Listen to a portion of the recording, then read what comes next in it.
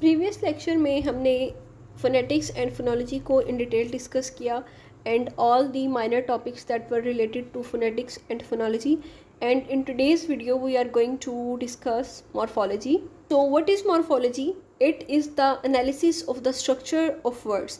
ये word actually biology से लिया गया है, that was related to the structure of organisms, but in linguistics morphology का मतलब है structure of words को study करना. Now what is morpheme? It is the smallest unit of meaning or grammatical function. Like a word talk, इसे different forms में convert किया गया, like talks, talker, talked, talking. अब इसको convert करने के लिए different words use किए गए like S, E, R, E, D, I, N, G. तो ये सब morphemes हैं जो कि इस वर्ड के अंदर कोई ना कोई फंक्शन परफॉर्म कर रही हैं. जैसे टॉक, ठीक है, ये एक सिंगल मॉर्फीम है, ये क्या कन्वे कर रहा है? मीनिंग. बट अगर मैं इसको टॉक्ड कर दूं तो इसमें मैंने एक और मॉर्फीम ऐड कर दिया विच इज़ ईडी. अब जो पहला मॉर्फीम है वो आपको मीनिंग प्रोवाइड कर रहा है, बट जो सेकंड मॉर्फीम है ईडी, ये लगाते साथ आपको पता चल गया कि ये पास्ट टेंस की बात हो रही है, पास्ट को इंडिकेट कर रहा है. I hope now you get it what is meant by the minimal unit of meaning or grammatical function. And what is morph? It is the actual representation of that morpheme. Now what are allomorphs? These are closely related set of morphs. For instance, in word cats or dogs, there are two morphemes. First one is cat, your meaning, unit of meaning, and the second morpheme is s, that is indicating the plurality. But अगर आप लोग first tense में देखो तो ये आपको s की sound दे रहा है, लेकिन अगर डॉग्स में देखो तो ये प्लूरल z की साउंड दे रहा है. यहाँ पर वर्ड सेम है, मॉर्फीम सेम है, but the pronunciation is different.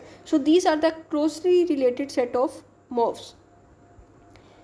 आगे देखिए, मॉर्फीम्स को फर्दर टू टाइप्स में डिवाइड किया गया है, free morpheme and bound morphemes. Free morphemes are those that can stand और देन ओन, मतलब उनको मीनिंग कन्वे करने के लिए किसी और मॉर्फीम की ज़रूरत नहीं होती. और बाउंड मॉर्फीम्स वो होती हैं that can not stand alone, और उनको अपना मीनिंग कन्वे करने के लिए किसी दूसरे फनीम के साथ मॉर्फीम के साथ अटैच होना पड़ता है.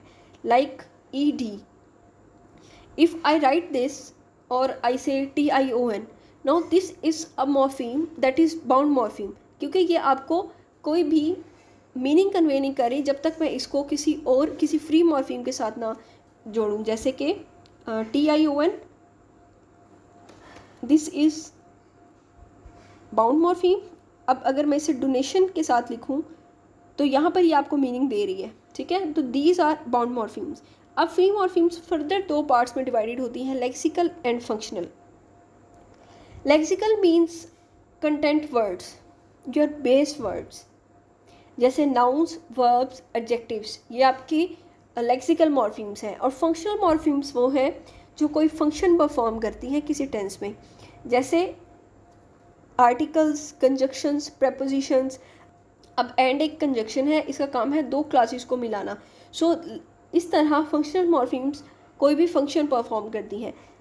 Now bound morphemes are also divided into two parts, derivational and inflectional morphemes. अब derivational morphemes का क्या काम होता है? They are used to make new words or words of a different grammatical category. Derivational morphemes word के अंदर कोई भी prefix और suffix ऐड किया जाता है and it create a new word and it have different meaning or different part of speech, like happy to unhappy, agree to disagree, view to preview, understand to misunderstand.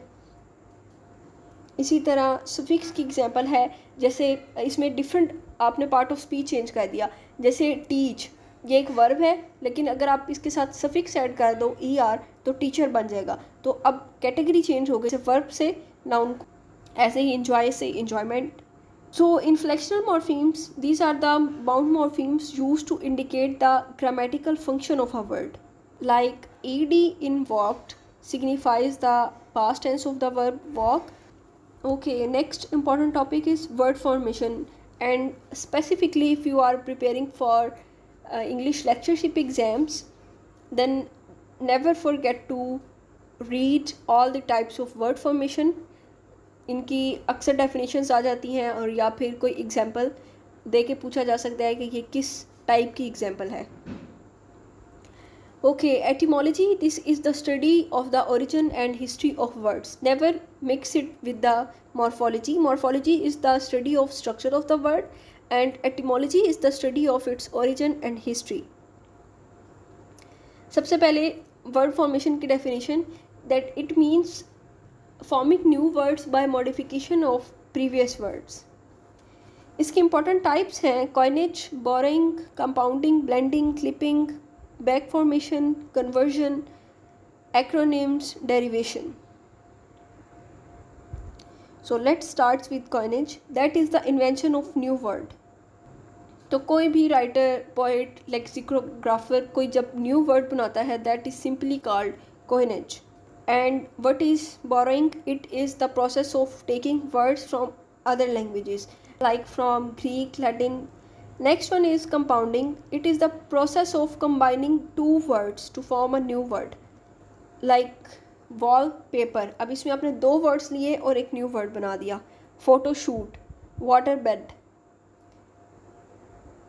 Next one is blending. It is the process of combining the beginning of word and the end of the other word, like brunch from breakfast and lunch, and smoke from smoke and fog. अब compounding और blending में difference ये है कि blending में हम लोग एक वर्ड की इनिशियल लेटर्स लेते हैं और एक वर्ड के एंडिंग लेटर्स लेते हैं, लेकिन कंपाउंडिंग में दो कंप्लीट वर्ड्स को लेकर उनसे एक न्यू वर्ड बनाया जाता है, उनमें कोई मॉडिफिकेशन नहीं होती. Next one is clipping. That is the shorter form of the word, जैसे एडवर्टीजमेंट से एड, टेलीविज़न से TV. Next one is back formation. It is the process of creating new word by removing affix. जिसमें से कोई suffix और prefix हटा देना तो आप एक न्यू वर्ड क्रिएट कर रहे हो. जैसे एडिटर से अगर हम लोग OR को ओमिट कर दें तो we have the verb edit. Next one is conversion and that is the process of changing the function of the word. जैसे noun से verb I will email you. अब इसमें email basically एक noun है, but in this context it is working as a verb. So basically conversion is related with the change in the category or functional shift. Next are the acronyms. Acronyms are the words formed by the initial letters of other words like NASA. Next is derivation. तो जैसे हम लोग ऊपर derivational morpheme पढ़ी है ना, derivational morpheme में क्या होता है कि आप लोग अफिक्सिस ऐड करते हो. अब अफिक्सिस दो तरह के होते हैं ना, प्रीफिक्स और सफिक्स. प्रीफिक्स वो होते हैं जो वर्ड से पहले ऐड हो और सफिक्स वो जो वर्ड के बाद में ऐड हो. तो इसी तरह डेरिवेशन में यहाँ पर भी आप लोग न्यू वर्ड्स बनाते हो by adding affixes. Okay, that was all for today. I hope you enjoyed the lecture. In next video we will discuss syntax. As you know that we have started linguistics series. इसके अंदर हम लोग main branches of linguistics को in detail cover कर रहे हैं. इधर you are studying it for competitive exam और you are student of BS, BA, MA English. This is going to help you a lot.